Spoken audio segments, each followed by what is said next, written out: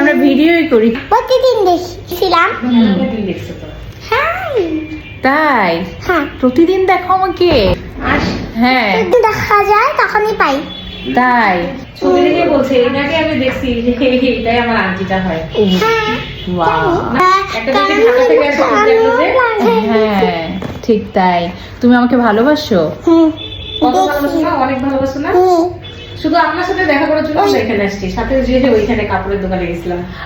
আরে কি বলে, কিউট একটা বাচ্চা।